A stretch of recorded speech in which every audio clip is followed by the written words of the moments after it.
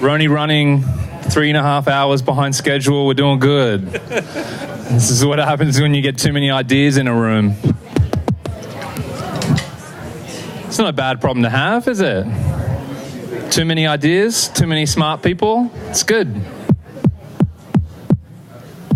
Imagine what a no ideas festival would sound like. It's real quiet. Wah, wah. Yeah. It smells bad. Well, we got at least one of those covered. Okay. So there's a saying that comedians use to make themselves feel better about ripping people off and doing embarrassing caricatures of people. That is, imitation is the sincerest form of flattery. We believe in that here at New Story, and we believe in stealing good ideas when they work and trying to make them work for you. And so when I learned last year about these dudes in Charleston, or men and women and these cats in Charleston starting a micro cinema, I thought that's an interesting thing. What, in Taylor Book? What? That's amazing. I started to look into it. I read a story, and I learned that there'd been one in Buckhannon for like 12 years, I think, at this point. And that, to me, was a story about West Virginian culture that I had never heard of, and certainly I get it, I'm a blow-in. But I think it was a story that not many people knew about arts and culture and creativity in West Virginia. So the point of this session today is to hear from Emmett Pepper, who was one of the architects behind the drivers behind the new micro cinema in Charleston, and Bryson Van Nostrand, the architect of the original micro cinema in Buckhannon, to find out how they did it, how they raised the money, how they built a film community, how they find a building, the nuts and bolts of that, in order to maybe encourage some of you to build a similar community in your neighborhood if you can, and work towards something great like what these people have been able to do in their towns. Probably, Bryson, if you agree, the easiest way to describe what the cinema is in Buckhannon is to watch the video. Are you okay with that? All right, let's roll.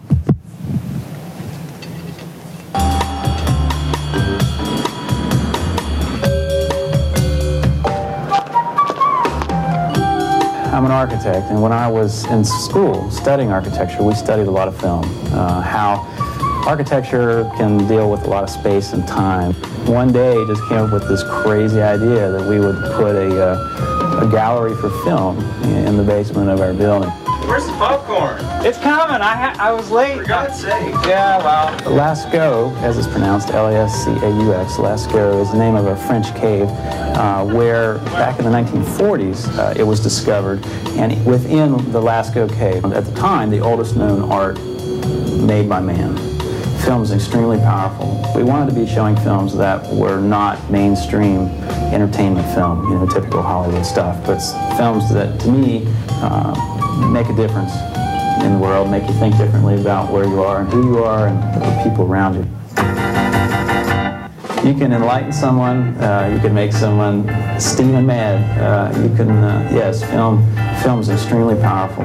Our ultimate message here is to try to expose everyone, as many people as we can, to other people in the world, other ways of thinking, other ways of doing, other ways of believing, and hopefully, at the end of the day, increase a level of tolerance and an awareness of the rest of the world. Excellent. So I want to jump straight into it with a question for Bryson. So having spoken with you, I know you're a guy that for you this is more about a cinema. You're a big believer in the future of your city and creating a creative and vibrant place and creative placemaking. What role do you see a project like this playing in the town as a whole and the county as a whole, and how have you seen it have some kind of an impact in where you live? Is it working? Yeah, it's working. Okay, so it's all about community building. I mean, and I think that's what we're all doing here, is pull all of our resources and get the cool people that want to make a difference in the world, get them all in the same room. So I guess I'll just say that my day job is an architect. I spend most of my time trying to revitalize small towns here in West Virginia, and also I'm extremely passionate about the arts, and I believe that the arts are a key component, a fundamental component to our redevelopment of our state and our small rural towns and retaining our youth. I'm sure you all understand the issue of West Virginia kind of not feeling and looking like it's on the cutting edge of progressive thought, and words like tolerance can scare some people in this state. So for me, to bring contemporary art, cinema art to our small town is definitely an effort of community building and growing, developing people that have a hunger for film. And I would say cinema as an art form is underrepresented here in West Virginia. There are a few filmmakers, of course, here in West Virginia, but it's not firing on any big scale at all. So talking about that small network of filmmakers and cinema aficionados, maybe, what was step one for you? Like, even before there was a space or whatever, when you had an idea, was it reaching out to an organization or to a people? Like, what were the early steps that turned it into something real? Well, I don't see Wendy Scatterday here, but at the last presentation, I heard across the floor here that she was an architect that had learned some things in school and was applying those in more of a community-minded approach. And I hate to sound like a broken record, but that's exactly what happened to me. When I was in school studying architecture, we studied film, and Russian film and Italian film were kind of where we sourced so much of our films that we watched and studied. And so just connecting the dots, as we all do, I was acting as an architect designing distance learning classrooms for a university. And so when I opened my own office in Buckhannon, I was already building 40-seat rooms with digital projection and sound control and so on. So I was already doing that, and that's when this crazy idea came around, like, why can't we do this? And all of you know that, of course, we started this in 2001, and so Netflix wasn't even a household name yet at that time, and so streaming was not certainly an option at all. That was in the 56K dial-up period for me, and so we started at a time when bringing international and independent film to our community there wasn't any competition, and now our competition is your handheld device, pretty much. And just to roll this forward, I mean, the future of cinema is certainly hangs in the balance as to how content delivery is going to continue to evolve. And to be honest, there are a lot of people that would rather sit home in their underwear on the couch and watch a movie instead of going out and being part of a social community experience. And so in a lot of ways, I'm guessing the space itself is a minor part of it. It's more the how do you get people in the door, how do you build a community of people that are interested in the experience, right? Yeah, but I would also say, though, that the architecture is essential to honoring the film. And I've had folks over the years, quite a few folks over the years, ask me, how can we do this? And, could we like franchise what we're doing or kind of help them start? And my first question is always, do you have the community, or do you think you've got the community to support what you want to do? And if you do, then the question is, can you honor the work? Just having a bar with a screen running in the backdrop is really not what would really honor the work, and that's often the case, or was often the case. So I think the architecture has got to be good, and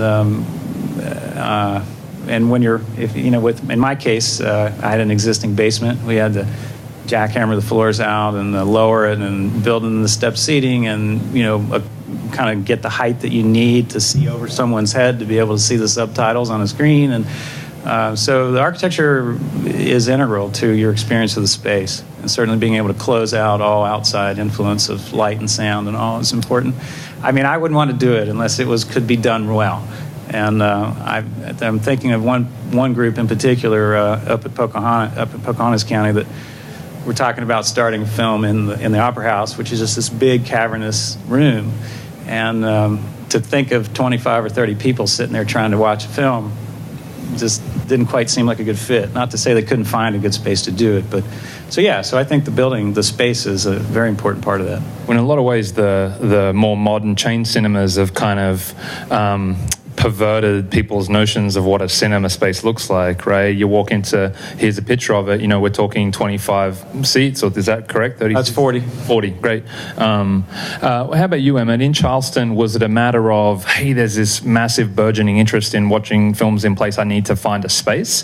Or was it, I think if we can create a space that we're going to unearth this community? What was the tension between, that? I think it's a little bit of both for us. We started with, I'm with the West Virginia International Film Festival, which is a 30-year organization that's been showing films in Charleston, mostly in the Charleston area, twice a year at 2 festivals. So we had a built-in audience that we've built over the years, although it still surprised me how every single festival somebody would say, I didn't know you guys existed, and we've been there for so long.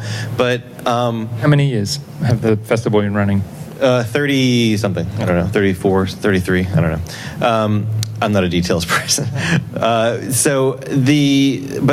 the way our festival works, unlike a lot of, Sundance or something like that, is that we are basically operate as a pop-up independent movie theater that happens twice a year, where we show the films that should have been coming to West Virginia, but just haven't been. So I've always thought, and there's always this issue of, the timing twice a year where something maybe comes out and then is already on disc before our festival comes up, so we don't want to show, or we get the criticism of showing films that we can just watch on Netflix or somewhere else. So having a permanent space allows us to kind of catch those films a little better, but also gives us a foundation where we can hopefully do a little more of our mission of bringing great films and supporting independent international films, but also local filmmakers. What was the moment in Charleston where yourself and Rachel Kearns, who was another person involved, figured out, there's enough energy for this? Like, what were the comments that you heard from people? What was the manifestation of public interest that made you realize that it was doable? Well, I think in terms of when it was doable, is we looked at it from first off, we just found out about what Bryson was doing, and we said, hey, we'd love to show our films there, and he commented at that. We showed some of our films that he hadn't already shown up in Buckhannon for one of our film festivals, and we started having the conversation after that festival, which I think was in 2015, to say, look, if they can do it up in Buckhannon, then we can do it in Charleston, and so we just figured out, we kind of worked our way backwards from there of, what would we have to do to get there, and we went to the state. The state had some really good ideas about what we needed to do internally. We had, some visioning and all that kind of stuff. But we had, frankly, we had a little bit of money in the bank. So we knew that we could probably, based on the early estimates of how much he had to spend on his movie theater, which was a lot less than what we had to spend on ours, and even less than what we probably would have had to spend if we got a bigger space, a different space. So we had some money, and we knew we had the kind of people there. We weren't worried about that. But I guess the moment where we really realized that this was real and that the community was bought in was way down the line from that, when we actually did our crowdfunding campaign and we had a lot of support. Yeah, so your funding models were different. I assume, Bryson, was yours all you, or did you find some other like-minded business people in your town, or where did the money come from for the first one? Before I answer that, let me just say that with Emmett, we was it 5 different locations that we went? So the moment that maybe it became real was when we finally found a piece of architecture that was suitable and affordable for the location. on. There were many important steps along the way, yes. Yeah, I mean, we went through a lot of and I would say preliminary designs. Within the film festival, myself and Rachel Kearns, who Jake mentioned, were the two kind of key people, although the entire board and many people in the community gave a lot. But outside of the film festival, this guy is the number one supporter. So he did so much work pro bono, and we really appreciate him. Just that point, you said something to me interesting early on about the best thing that could happen for you in terms of your cinema is other cinemas, like some sort of rising tide effect, and you didn't see that as a competitor that was going to take audience away from you. Describe that to me, why you were interested in supporting this effort.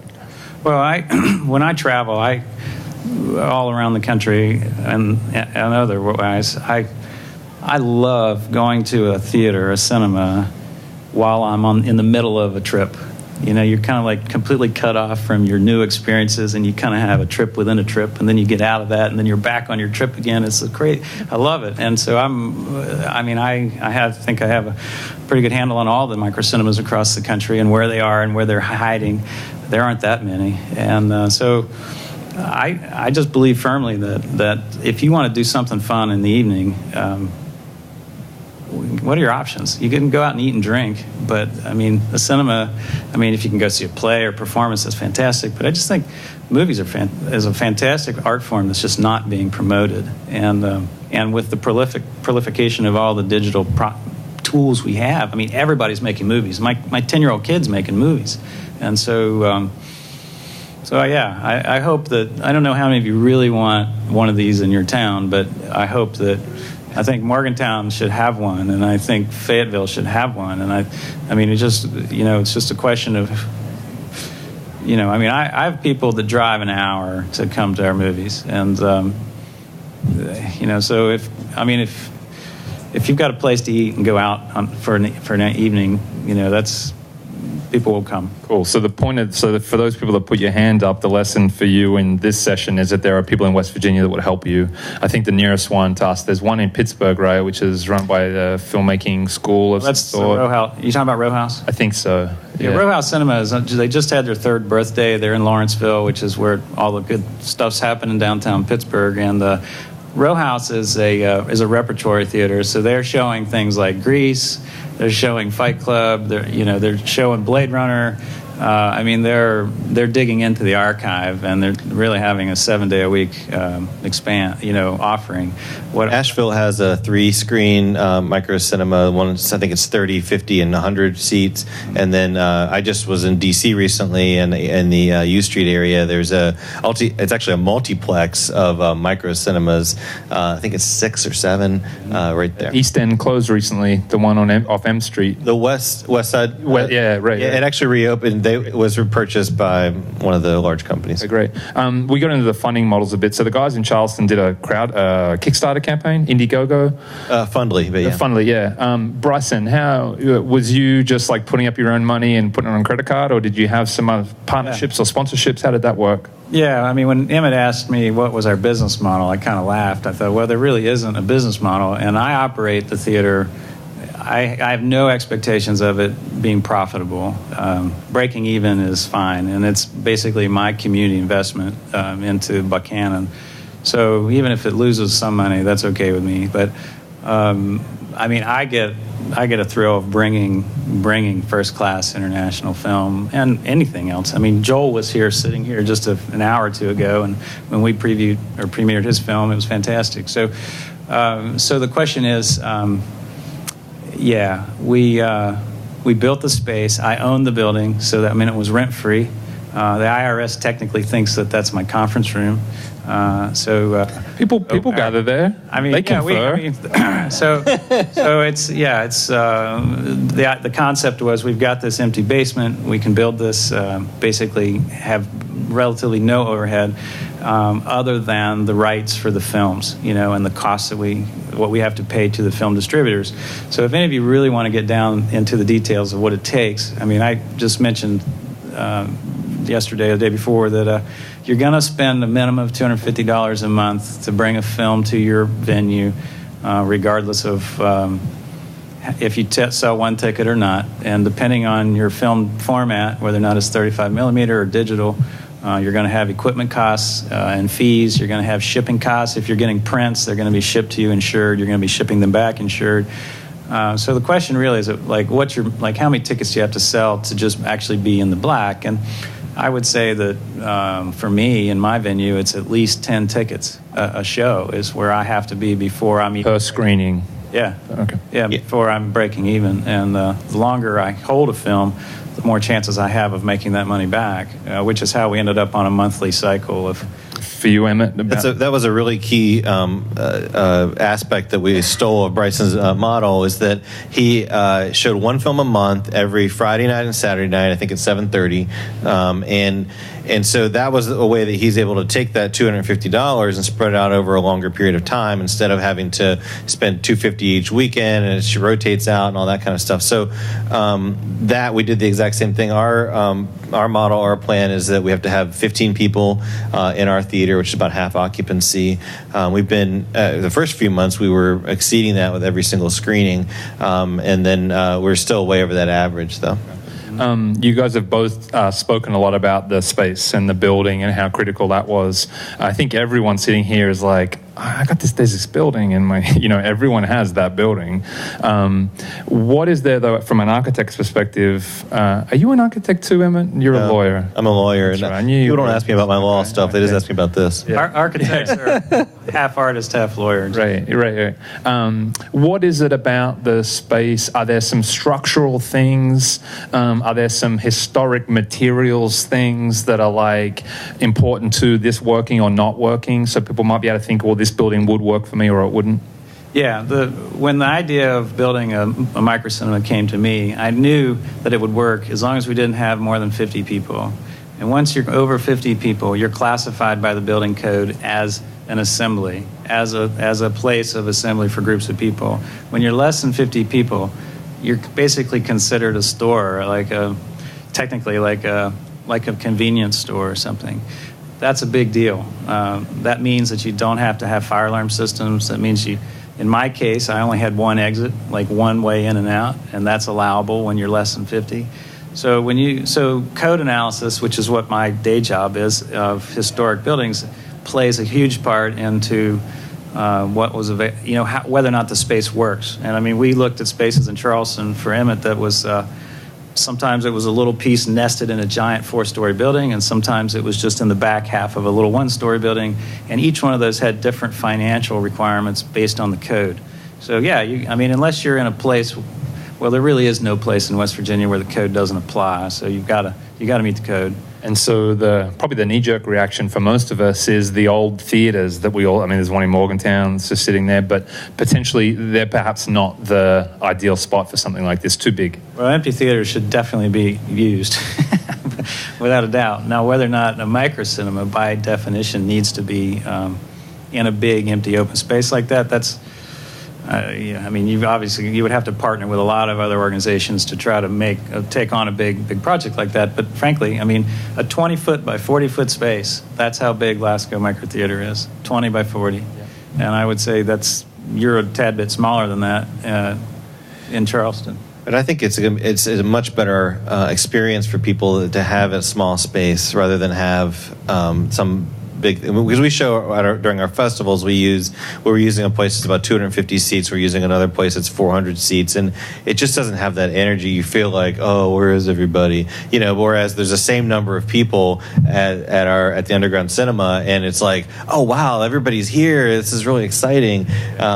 So it's way better. I know Bryson has a really cool little bar and restaurant and cafe next to his. What's been your relationship with a food, drinking kind of venue close by? Does it work into your business model, like trying to generate revenue for food, or? We have not done that yet, but there's just a lot of restaurants. It's right in downtown Charleston on Capitol Street. We're in the basement of Taylor Books, which is kind of like the, I would say, heart of downtown Charleston.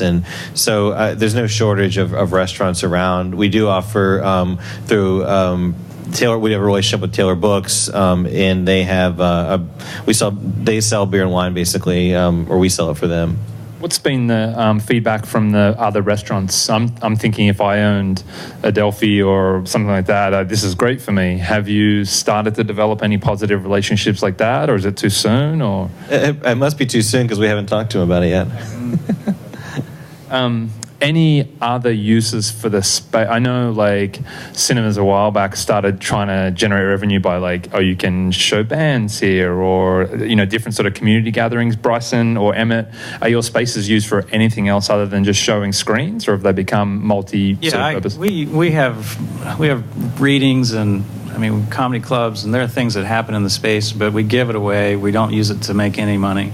It's just a community building effort of having something fun happening in the space. Mm-hmm. So we do kind of cross-pollinate as much as we can with private events. And our cafe is really awesome because we can kind of book the cafe and for a private event and then move over to the theater for yet another private event. Right. So those two things are feeding off each other well. Great.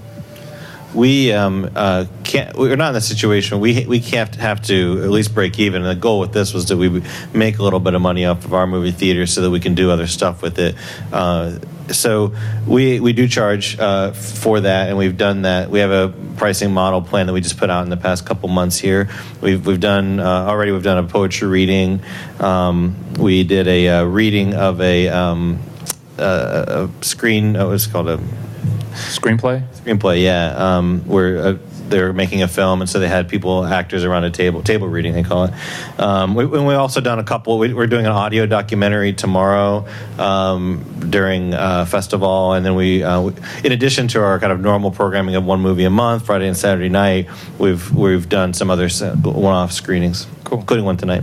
Great. So if there's anyone out there who, it's great to see Rachel express some interest as a decision maker in Morgantown. But if there's anyone out there that's interested in doing this in their community, please catch up with these guys, talk to them, ask them questions. As you saw, Charleston was possible thanks to Buckhannon, and this is how we want to work in order to keep these things going.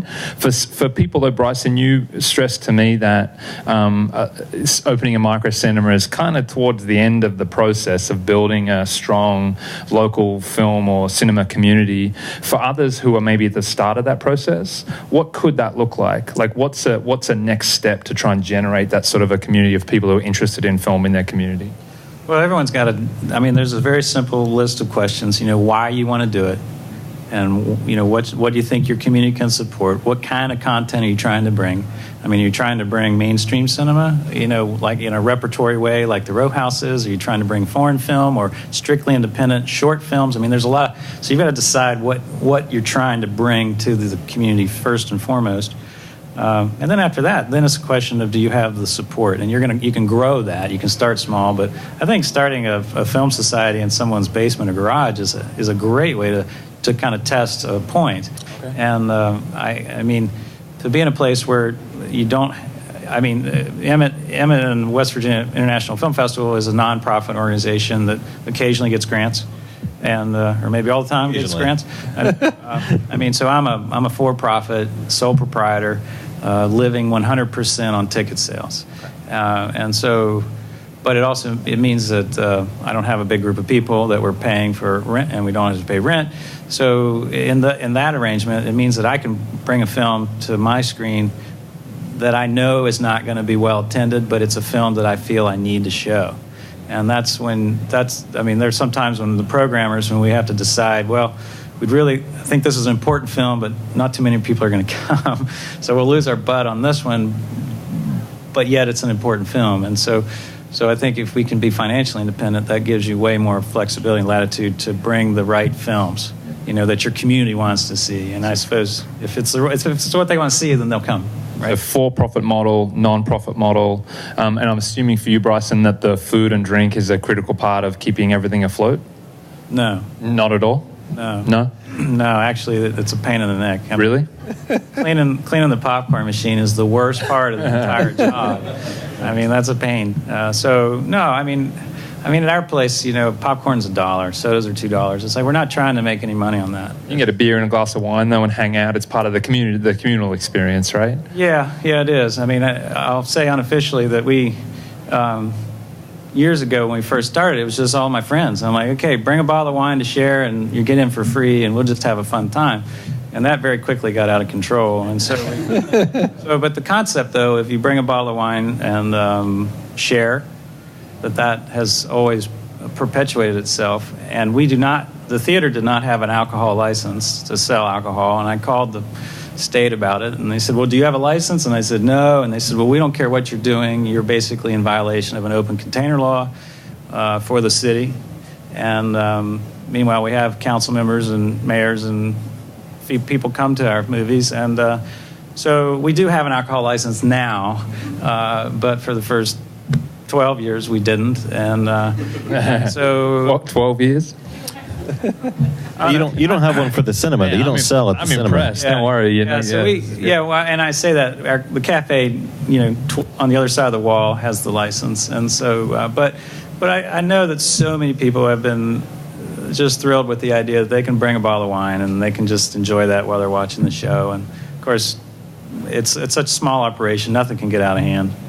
The multiplexes make all their money off of the. Yes, that's why. Yeah. And we don't. I mean, we sell ours is $1 too for popcorn, and we actually maybe need to up our prices on sodas. We only charge $1 for those too, but we do charge. We use, like I said, we sell the alcohol. So it is an important part of our business model. And we just another plug is we do local popcorn, West Virginia popcorn. We also use West Virginia ghee. That was from the Northern Panhandle for the butter. Nice. And can people salt, right? And West Virginia salt, yeah, of course. Dickinson salt? Yeah. That away. And is it just ticket sales, or can someone be a member? Like, can I join for $100 a year and I get, and what's the membership? Yeah, we kind of jump-started through the Kickstarter. That was our beginning of the membership campaign. Yes, there's a membership where you get, we've discontinued the ones where you get free for a year, but we continue to have ones where you get 50% off tickets for the year. How many people contributed to the crowdfunding campaign? Oh man, you're putting me on the spot. I remember the dollar amount, but I don't remember the number. It was about 30,000. That's amazing. Good for you.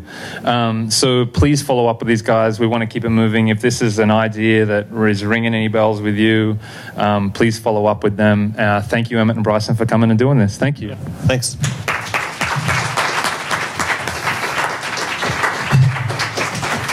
In 5 or 10 minutes, we're going to meet back in here for a session about the resurgence of Elk City down on the west side of Charleston. We're going to have a bunch of people. There's a street party on the west side today, and we're going to hear from people beaming in from that about what Elk City is doing to rejuvenate and get colorful and get creative. So, yeah, come back in 10. And I think the food trucks are still here if you're still hungry.